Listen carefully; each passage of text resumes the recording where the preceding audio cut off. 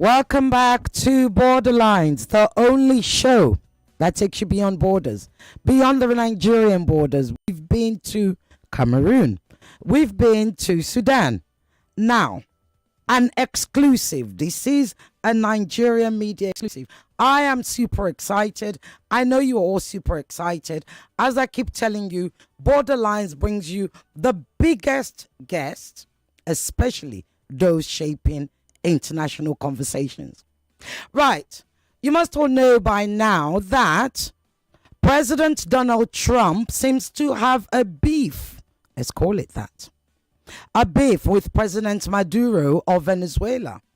He claims that Venezuela is responsible for the drugs that are the narcotics, that is not your paracetamol, that is coming into America. He claims that without evidence. Indeed, what he also does, rather than speak to anybody, rather than present any evidence, he goes ahead and he kills Venezuelans in waters, Caribbean waters.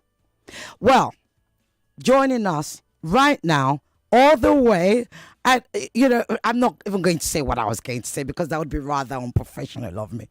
But you should all go to YouTube and you will see what I was about to say. You should be watching us on Nigeria Info, Borderlines. Joining us all the way, I believe, from Caracas, I'll confirm, and I'm going to try and pronounce his name properly. It's Temir Porras Ponceleon. Am I correct? You're absolutely correct. Whoa. Thank you so much. Thank you so much for joining us. Welcome to Nigeria, digitally or remotely. Welcome to Borderlines. It's an absolute honor to have you. The honor is mine. I'm so happy to talk to you and to engage with your lovely audience in Nigeria. Yes, it's indeed. An honor. Thank you. So you heard my introduction. Break it down for us. What is going on? What is it? Why did President Donald Trump suddenly, out of the blue, without warning to the international community, begin to, we must call it murder because there is no evidence, begin to murder people suspected, according to him, to be, narcotics traffickers on the Venezuelan waters? What's going on?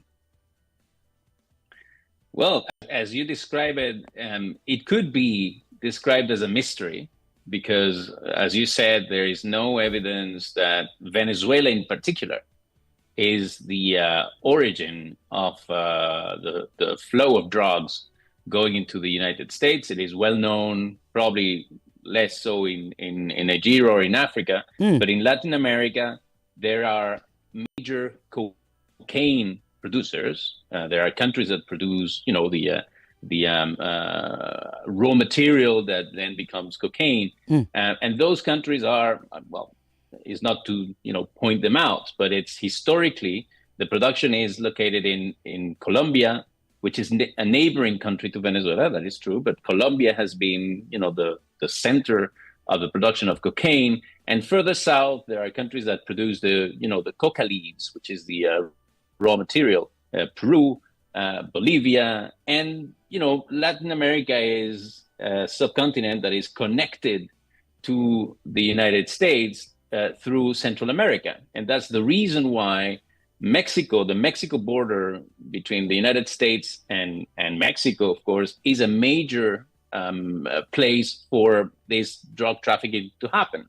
So it is really mysterious, to come up with this idea or this thesis that Venezuela is the origin of the drugs flooding the United States. Even if you think of fentanyl, which has been, one of President Trump's alleged fights, to tackle the incoming fentanyl into the United States, that too, ultimately goes through Mexico, coming from other continents, and goes through Mexico into the United States. So the reason why the Trump administration is being so harsh on Venezuela is merely political. There is as you call it, President Trump has beef from his first administration with the President Maduro and party, the political party, which is the United Socialist Party of Venezuela, that is ruling Venezuela for the last decade. And he has tried to push regime change policy since 2016. These policies include sanctioning personally, the high members of the Venezuelan government, imposing sanctions on the national oil company of Venezuela. Venezuela cannot freely trade its oil in the international markets. And this has hurt strongly the economy of Venezuela. But in a way, it hasn't delivered the intended outcomes, which is, ousting President Maduro from power. So this is a new attempt that is military threat in order to force regime change in Venezuela. That's the underlying reality. And some say, well, it might be because of the natural resources, because of the oil. It might be because of the wealth of natural resources that Venezuela has. And probably to have a government in Venezuela that is, more willing to align with the policies and views of the Trump administration. But it has nothing to do with drugs, as you said. Thank you. Let me just play you a short clip, because I'd like, especially it kind of goes with what you've said, I'd like my listeners to listen to one of the U.S. senators. This is a very bad actor sitting on top of the world's largest known reserves of oil, plus the critical minerals that will fuel the 21st century economy, and he's in bed with our strategic competitors. And how has he been able to cling to power for as long as he has? I mean, let's be very clear. This is a criminal organization masquerading as a government. This is an individual who is under indictment for narcotics trafficking, commits human rights violations, someone who has used the apparatus of the state to throw people in jail, to torture them, to kill them. Right, so that's a clip from 60 Minutes with one of the U.S. senators. He makes a lot of claims there. He calls President Maduro's government a criminal organization. He accuses him of using state apparatus to put people in jail. Is there anything, he even talks about the fact that, look, President Maduro is sitting on the world's largest oil reserve. And he alleges that he's in bed with our opponents. As a Venezuelan, as somebody who has worked in government, hearing that, what comes to your mind? I mean, I'd like you to unpack it for us, because to those of us who are not Venezuela, we're just thinking, I don't understand. This is a sovereign country. But perhaps we're wrong. Exactly.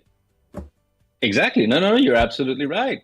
Venezuela is a sovereign country. Again, as in any other country in the world, there are, I would say, political debates, opinions.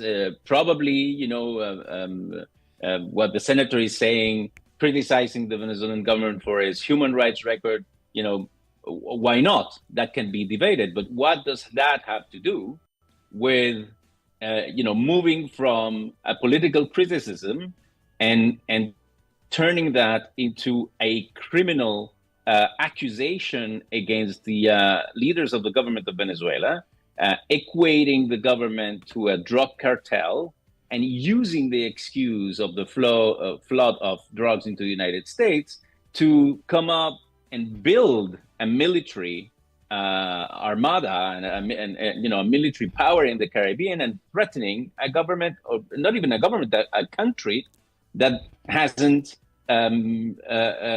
that hasn't open hostilities, that hasn't attacked, that doesn't pose a threat to the stability and the peace of the region, that has never intended to attack the United States. So as you see, this argument of Venezuela being a place where most of the drugs to the United States originate, which, by the way, is not a claim that you and I are making.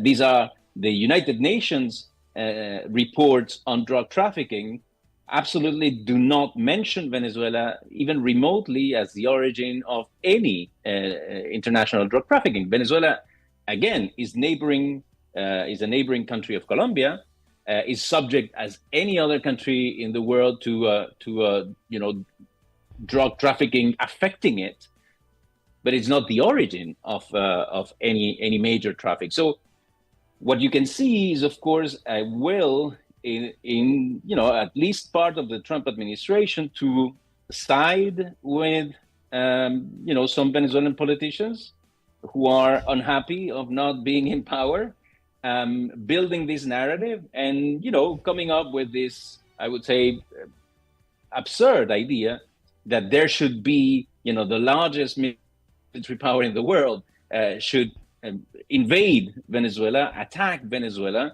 and force a regime change. And in the arguments of the senator, you can see the true reasons behind it. The true reasons behind it, as you mentioned it, are the largest oil reserves in the world, the fact that probably the geopolitical alliances that the Venezuelan government has do not please the Trump administration. But again, I mean, these things happen. None of that is a reason to motivate an armed conflict. And if you allow me one more thing, I mean, it's even contradictory with the predicament under which President Trump was elected, which was, to put the interest of the United States at the center and stop what he himself called endless wars. The United States engaging in endless wars outside the United States, he is seeking the Nobel Peace Prize. So how an administration that is seeking the Nobel Peace Prize would attack a Latin American country that has never threatened the United States?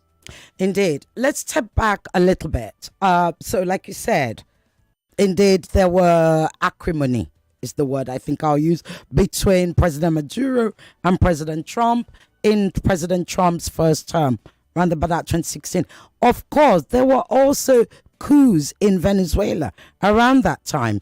Back then, President Maduro actually pointed at John Bolton, President Trump's advisor at the time, NSA, to being the one behind those coups. Of course, John Bolton said America had nothing to do with it.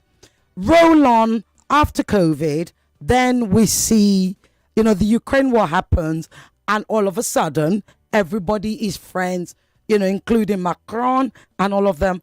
They're all friends with the same president, Maduro, that they had turned their back on. What happened at that time? How did it all change? What was it that President Maduro, or indeed Venezuela, had to offer that suddenly made President? I remember visually when they were shaking hands, and saying, good to see you, and we're like, okay, really? Now we're all friends? What happened? The world of diplomacy is a strange place for us journalists. Absolutely. No, but I'll try to summarize it for your audience. From 2016 to 2020, the Trump administration implemented what I mentioned as a maximum pressure policy on Venezuela, putting pressure economically in order to provoke the collapse of the government. That, as I mentioned, didn't work. Then, of course, there was a change in administration in the United States, and the Biden administration came in.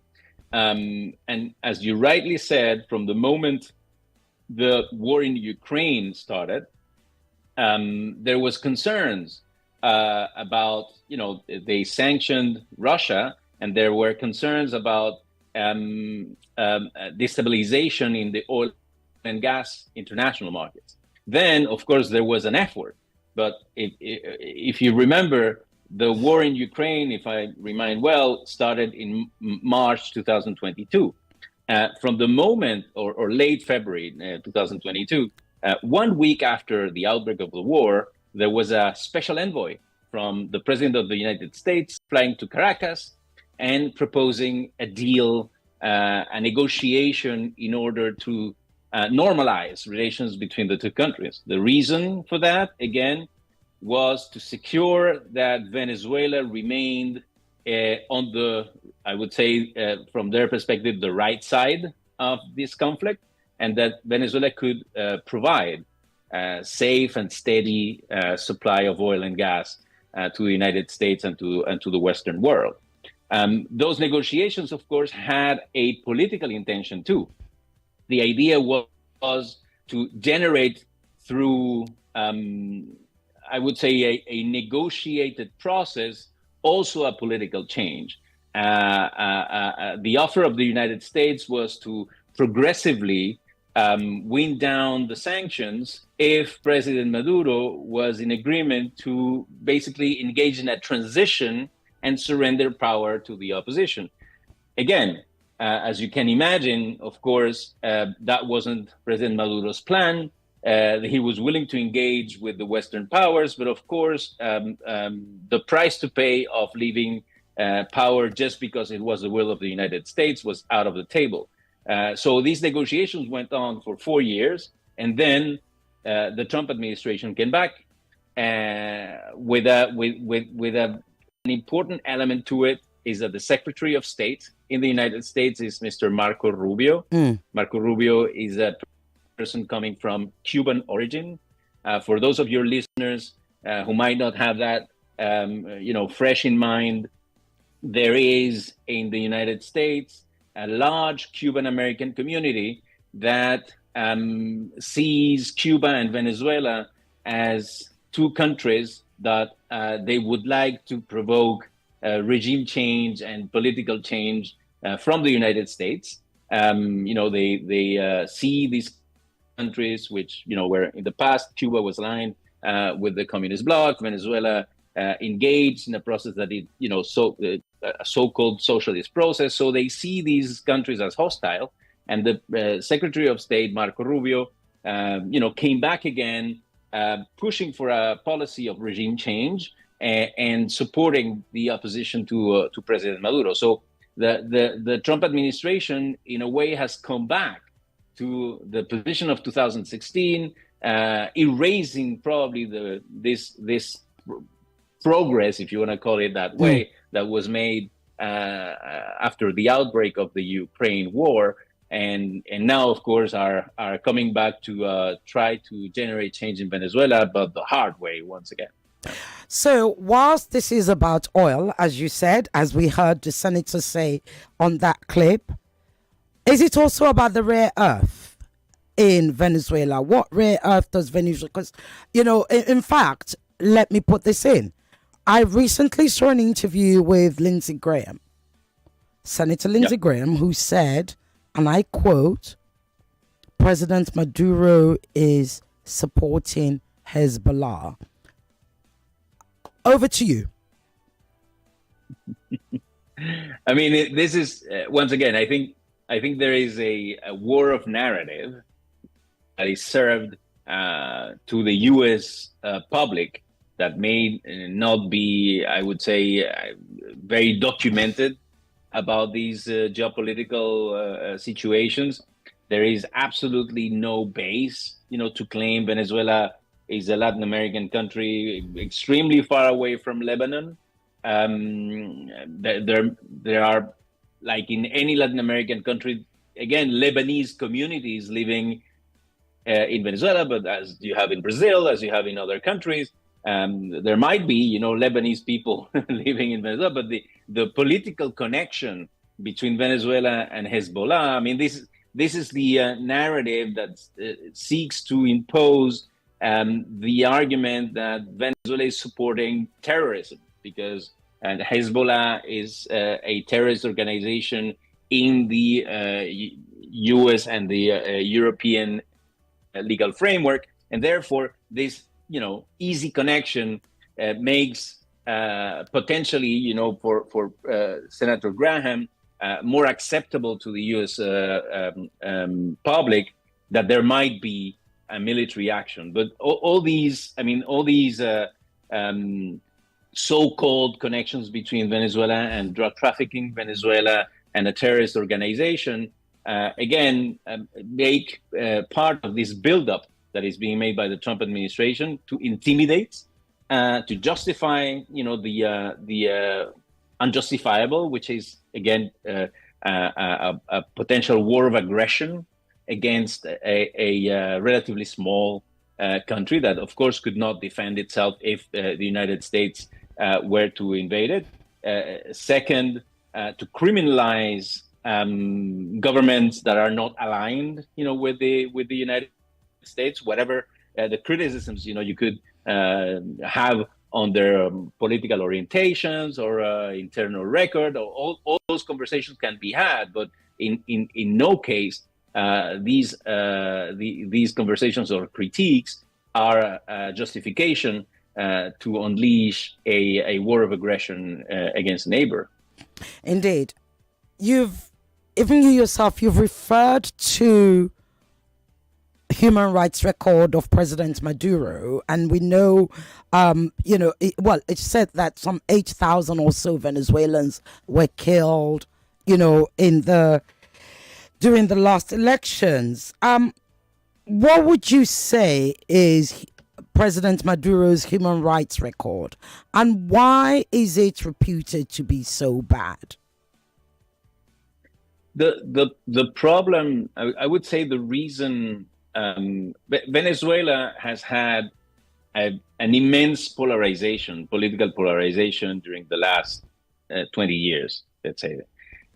From the beginning of President Maduro's term, he came to power in 2013 after the death of, I don't know if you remember, President Hugo Chavez. Absolutely. Who was, again, a very charismatic and famous leader around the region. So President Maduro was a successor of President Chavez. And from the moment he came to power, the opposition to President Maduro believed that the absence of President Chavez, who had a stronger leadership, was an occasion, was an opportunity to be seized. And from the inception of his term, started opposing his rule through violent means. So in 2014, violence outbreaks happened in the capital, Caracas, which is the capital of Venezuela, with armed gangs trying to seize power. And from that moment on, of course, there was violence, and there were people killed on both sides.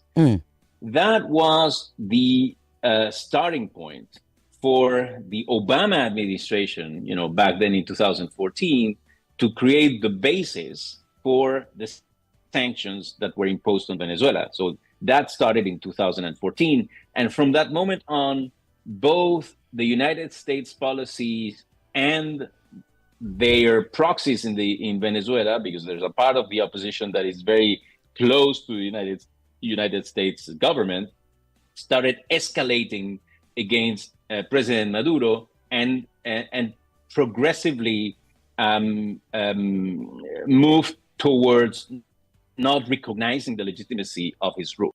So from the moment we were in that situation, sanctions affecting Venezuela, polarization and potentially armed confrontation in the country, it was impossible for the Venezuelan society to solve, its political debates through institutional and normal means. And from that moment on, I would say that the democratic process in Venezuela was derailed. The opposition wasn't seeking to seize power through democratic means. And the government argued that from the moment there were U.S. sanctions imposed upon it, it would not, go to elections in I would say a normal way, because the sanctions needed to be removed. Going to elections under sanctions, they believed, was not a fair and free framework to have elections, because once again, the government was prevented from ruling and prevented from achieving economic prosperity, since the country was, again, cut from the international markets, prevented from selling oil, et cetera, et cetera. So the origin of all that, again, was 2014 and those confrontations. And again, I mean, everybody, I would say, in Venezuela, both the government and the opposition, have a responsibility. This is not a one-side fault thing. So again, and I would even say Venezuela's human rights record could be worse. And fortunately, all this tension hasn't, I would say, ended up in civil war. It's almost a miracle that Venezuela has managed to remain a peaceful country, given the amount of polarization and political polarization that we have witnessed during the last decade. If we were again to worry about human rights in Venezuela, why don't we also, call for the account of how many people suffered, in 2016 and 17, the Venezuelan society was lacking basic goods because there was no money to import basic goods or procure basic goods because there was economic sanctions imposed upon Venezuela. Millions of Venezuelans had to migrate because of the enormous economic crisis and social crisis that was unleashed by the sanctions. So once again, when we talk about human rights records, we need to see, the two sides of the story and ask, for instance, the United States government, why is it imposing still today economic sanctions that don't only affect the Venezuelan government, but affect the Venezuelan people by and large. So in the past, Venezuela has turned to the United Nations and the ICJ for help, but they didn't get much success. So what avenues remains for Venezuela to turn to now, especially given that the situation appears to be escalating higher and higher, more and more lethal, if I may use that word, every other day? Listen, it's a very good question, and I would probably try to answer it this way. In a situation of tension, if you keep increasing the tension, there is you have no guarantee that, one, the crisis will be solved, and two, that the outcome will be a virtuous one. And in a way, the approach the United States and the West have taken to Venezuela is exclusively the one of increasing pressure. Again, imposing sanctions, preventing Venezuela from exporting oil, causing economic hardship inside the country. And not only has it not achieved any outcomes as they would have liked to happen, but this has made the situation worse, because in a way, increasing the sanctions, criminalizing the government, cornering it, now threatening it with military action, has in a way been an incentive for the Venezuelan government to remain in power, because they don't have an alternative. They know that the alternative will be the collapse. The alternative would be prosecution. The alternative will be a catastrophic outcome. So the way I see is, one, there is no reason whatsoever why Venezuela should be under sanctions. Again, Venezuela may have internal problems, but it doesn't pose a threat to international peace. It doesn't pose a threat to international stability. So the way to de-escalate is to let the Venezuelan people live a normal life. You need to engage in de-escalation of sanctions. That is one thing. And through the escalation of sanctions, through the normalization of the life inside Venezuela, you will potentially create the conditions for the different political factions to reach an agreement, right? But to reach a peaceful agreement, an agreement that could be, co-governance and then leading to elections, but elections that no of the two sides can say were influenced by a foreign power. Again, remember, in the United States, the argument of foreign powers meddling into the US elections was something very powerful. So why, if that argument is valid, for the US elections, and nobody would like anyone meddling in anyone's election, why is that valid for Venezuela. Why should be the international community or the United States trying to, again, influence the outcome of the Venezuelan political process and potentially of elections? So again, solution is, of course, it has to be a peaceful one. Of course, it has to be a negotiated one. But for that, we need to create the conditions. And those conditions are the de-escalation of sanctions and allowing the Venezuelan people to live normal lives. Thank you very much for that. You mentioned about the interference, foreign interference. Let's talk about Maria Corina Machado, a woman who just won, or who was just awarded the Nobel Peace 2025, who then dedicated it to President Trump, who is on record for asking for the United States to come and invade Venezuela, whom has reached out to Israel to help with the invasion, who told Donald Trump Jr. that we have the most resources, all resources in the region. You can have it. Indeed, Maria Machado has committed to moving the Venezuelan embassy to Jerusalem. Yeah. This is the same Maria Machado who is a Venezuelan opposition leader to President Maduro, who has been awarded the Nobel Peace Prize. Would you call that interference? This is appalling. Right. Yeah, this is an appalling decision. It's a scandal, and it's unfortunately an example of, I would say, the instrumentalization, the manipulation of the Nobel Peace Prize with political objectives.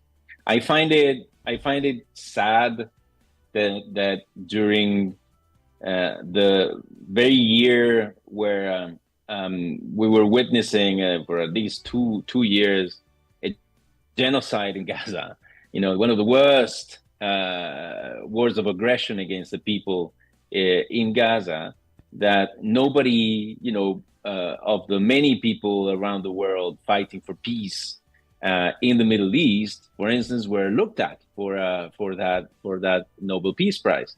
That in the moment where all the eyes of the world were, witnessing this international scandal, the Nobel Committee basically, made this decision of awarding to, Mrs. Machado, who's a politician.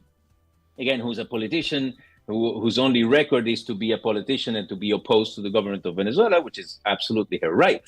But the problem is, what does that have to do with peace when, once again, from the moment she was awarded, and I think this is terrible for the record of the Nobel Peace Prize, from the moment she was awarded the prize, she got over the phone and reached out to Prime Minister Netanyahu, congratulated him on the handling of the situation in Gaza, and then promised to move the Venezuelan embassy to Jerusalem. I mean, what does that have to do with the message the Nobel Peace Prize should convey internationally? And once again, this illustrates why any excuse is being taken. Again, whether you want to defend or not President Maduro, why is it necessary to derail the purpose of the Nobel Peace Prize and award it to a politician who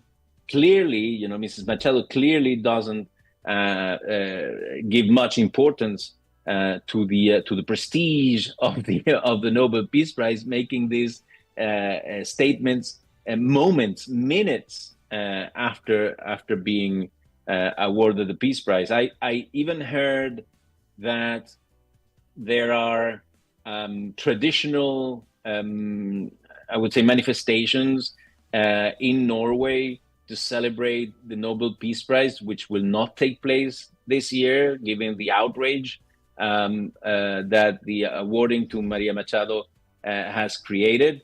And again, I mean, I think it's just sad that even the Nobel Peace Prize is an institution that in the world, in today's world, is subject to this political manipulation and the will to impose, an alternative reality over the public. Yeah, I believe again that this is a very, very sad 2025 Nobel Peace Prize.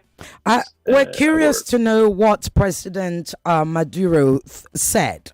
Can you kind of give us an insight into what he said when he heard that? Because, Maria Machado, or Mercado, perhaps the right pronunciation, still lives in the country. She still lives in Venezuela. She's his direct opposition. At the next election, she's clearly going to be running against him. Can you kind of give us a short word insight into his immediate response when he heard? I think the Venezuelan, President Maduro just, I think he tried to downplay the thing, dismiss it, right? I think he and his supporters and his political, I would say, affiliates, have already taken for granted that there is an international effort to outseat them. So basically, again, he just made a joke about it and downplayed it, and I don't think that the Venezuelan public cares that much about the about this international effort or the awarding of the prize. If not, of course, for being outraged or critical. On the other hand, I imagine Mrs. Machado's supporters found great relief or joy in the awarding of the prize. But ultimately, what I want to convey is that you don't change the politics of a country from the outside. I mean, it's not the of course that there's interference, of course, that can distort the political process, but in general, those international efforts are complicate things even further, right? Because this sounds like a reward that is given to Mrs. Machado and an encouragement to pursue the type of politics, radical politics that she has been pursuing. I mean, this is a person that in 2018, during the first effort of the Trump administration to unseat President Maduro, called openly for an international invasion of her own country. This is a person who, in 2004, Mrs. Machado career is very, very long. She's the only Venezuelan who, without being a head of state or being a government representative, that has been hosted in the White House. And she was hosted in the White House by George W. Bush during the invasion of Iraq. And she was showing affection and closeness to President Bush during the invasion of Iraq. So how does that, constitute a record, for someone to be associated with the Nobel Peace Prize? But again, I believe that in Venezuela, people are used to, again, being the subject of international speculation and manipulation. So President Maduro just dismissed it and tried to give it as least important as possible. Thank you. My listeners are already calling, and I assure you they have plenty of questions. 0201-277. I bet you didn't know Nigerians were disinformed on your politics. 0201-277. 0993-0201-465. 7190. Send your WhatsApp messages to 0809 597 5805. Before I go to the calls, how popular is Maria Mercado? In all objectivity, how popular is she? Did she come second? Did she come third in the last elections that she competed in? Yeah, the thing is that Venezuela is a very divided society. So you can find a very strong backing, for President Maduro in a sector of this society, and a very strong backing for Maria Corina Machado. It wouldn't be realistic to say that she is not popular, but being popular in a sector that aligns with your views, she's more popular also in the well-off portion of society. She's urban middle classes and wealthy Venezuelans favor her views and are in alignment with her, but by no means is she popular necessarily, in the poorer areas where the Chavismo traditionally has had a stronger social base. Again, Venezuela, even during President Chavez, Venezuela was a very divided country, and elections there were won, 51-49, 55-45 is a very polarized society with strong backing, for very, very different views. But that doesn't mean that one of the sides, needs to excite a foreign invasion in order to impose his views on the other. Indeed. Right. I'm coming to your calls now. Make it short because they like to take over. These are my listeners. They think we're hosting the show together. Please, 30 seconds. Right? There's lots of calls going. I want to fit in as many as possible. Hello. Hello. Yeah, thank you. Titilokwe, go ahead. No, not number one. One. Oh my God. Just everything under 20 seconds. It's such a short question. Number one, the problem with the Venezuelans deported from America to El Salvador and the uproar that followed it with this government. I want you to talk about that. And secondly, is he afraid of Gaddafi treatment? Thank you.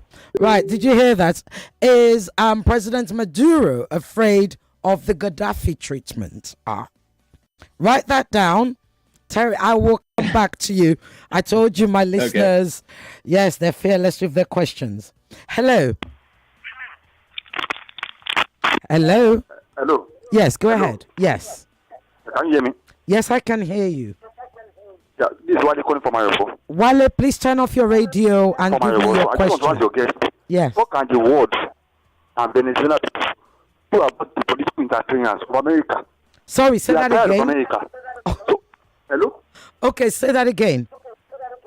What can the world and the Venezuela people about the political interference of America throughout the world? We are tired of American interference. Okay. To political and economic issues. Thank you. We are tired. Thank you. I didn't get his name, but he said, what can the Venezuelan people and indeed the rest of the world do about American interference? Quote, in his words, we are tired of America. That's what he said. He would like you to comment on that. And I will just do this. Hello. Hello. Yeah, good evening, Ireti. Yes, good evening. Monica from Festac. Go ahead. Yeah, recently, a big Russian airplane landed in Venezuela, one of the capital, carrying something. So we are just by any chance know what the content is. Thank you. Okay. Wow. I told you, you have no idea. Whatever you've heard about Nigeria, nobody told you how smart they are. Go ahead. I'll let you answer all those three. I could have guessed that. I'll let you have. I'm going to give you a minute and a half because we don't have long and the lines are still going. So can you answer all those three questions? To answer? Yes. Yes. I don't think afraid is not the word. If referring to the Gaddafi treatment, meaning, being assassinated, etc. I think the Latin American character and is one and in Chavismo and in President Maduro's camp there is a culture of resistance. There is a culture of anti-imperialism, if you will. That doesn't mean that they necessarily want to sacrifice because they want to avoid, of course, armed conflict. I think there are many efforts. There are conversations and efforts that even include President Lula from Brazil to mediate and try to prevent this catastrophic event that would be a U.S. invasion in Venezuela. So I don't think it's a matter of fear, but of course you need to be very cautious. This is a very powerful country, and I think he's again a experienced politician that would like, of course, a peaceful resolution for this situation. That doesn't mean that he's afraid. Although otherwise, again, I think he would have surrendered long time ago. Coming to the other question. Sorry, can you remind me? Yeah, the other question is, what can the world, Venezuela, no. What can Venezuela and the rest of the world do about American interference? Because according to my listener, the world is fed up of America. I mean, the hegemons, powerful countries tend to interfere. That is a constant. So the one thing you need to do is, again, take that as a fact that is going to happen, and then organize politically inside your countries to secure the means of sovereignty. So, I mean, the only response to foreign interference is national and internal strength. You need to build the political, the military, the legal, the economic means of your own sovereignty. There's no remedy. I mean, you have to deal with the hand that you have. You have to deal with the powers that be. Okay. So a strong basis for sovereignty is the only solution, and of course, international solidarity and cooperation among friendly nations. That's the only recipe to counter that. And finally, I don't know what was the content, of course, of the Russian plane, but what I can tell you is that, yes, Venezuela is the theater, if you will, of display of power of, I would say, greater powers in the world. And of course, both the Russian and the Chinese regularly tend to send signals to the United States that, meddling in Venezuela is not only, it is not only that small country that is concerned. That country has allies, and that the Russians and the Chinese or the Brazilians in Latin America, will have a say and will, try to make their, greatest efforts to prevent the United States to attack Venezuela. So I think it was more of a symbolic, probably a sign sent to the United States by Russia through that plane, rather than its content per se. Thank you. Right. Important. Let's talk about the region. There was the CARICOM, a group of CARICOM countries came out and they gave a speech. They condemned what was happening. They don't want war. They don't want this invasion, etc., etc. But notably, Trinidad and Tobago wasn't part of them, and Trinidad and Tobago seems to be encouraging. In fact, I think that's where the aircraft carriers are going to, and of course, President Maduro has condemned it. Tell us about that. Yeah, you're very right, and indeed you're very well informed. Congratulate you on your knowledge of the region. Yes, absolutely. The CARICOM is the organization of the 15 sovereign nations of the Caribbean. So it's the community of the Caribbean that tends to be, I would say, very wise. The Caribbean countries, given, there are very small nations in the, I don't know, let me quote some of them, Dominica, St. Vincent and the Grenadines. These are nations that have just a handful, 40,000, 50,000 inhabitants. So they're very sensitive to the idea of, to preventing foreign intervention, to preventing big powers imposing their will on smaller nations. So there's a sense of solidarity, and that's what you witnessed with the declaration of the CARICOM, which is very encouraging and aligned with peace. The issue with Trinidad and Tobago is that Trinidad and Tobago recently had a change in government. The new government of Trinidad and Tobago, again, is a more conservative government that is more aligned, again, with the Republican Party in the United States. And Trinidad and Tobago is a neighboring country to Venezuela, the Venezuela and Trinidad share a tremendous wealth of gas reservoirs, and there have been discussions over the years between Venezuela and Trinidad about the exploitation of those reservoirs. So the new government of Trinidad has decided to take, I would say, a more aggressive stance vis-a-vis Venezuela, and have decided again to side with the United States and welcome their aircraft carriers, but at the risk, once again, of derailing any possibility of exploiting those reservoirs of gas jointly between Venezuela and Trinidad and Tobago, unless, once again, a military action is unleashed by the United States, and that they believe, again, in Trinidad and Tobago, that would be a way to capture a larger piece of those reservoirs. But once again, wars, we know how they start, but we never know how they end, and what the outcome is. So thank you very much. Right, I have one more question, but before I do that, I will ask my own question. Would President Maduro be willing to sit down for an interview with me? I believe so. Yes, absolutely. I think he would be open. He needs to be, in my opinion, informed about the quality of. I'm very impressed again about the quality of your program. I think he should engage more directly with media across the world and in Africa. That I'm sorry if I say it, but that we believe we sense as our mother. We are the descendants also. Of course, we are African Americans ourselves.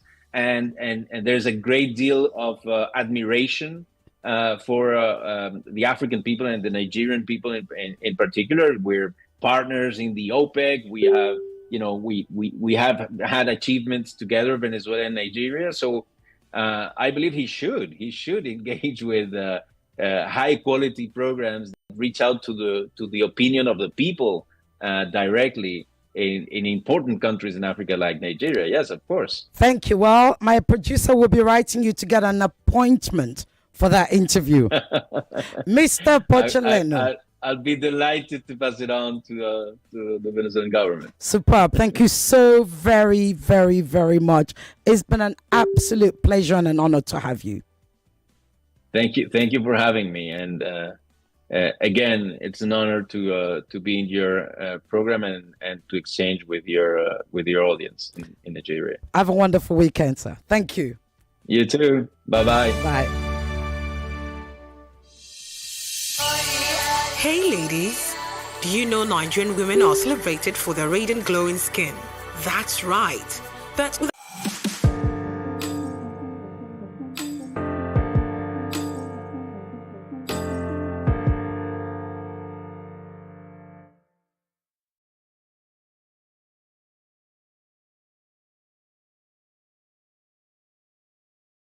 99.3 Nigeria Info. We are more than just radio.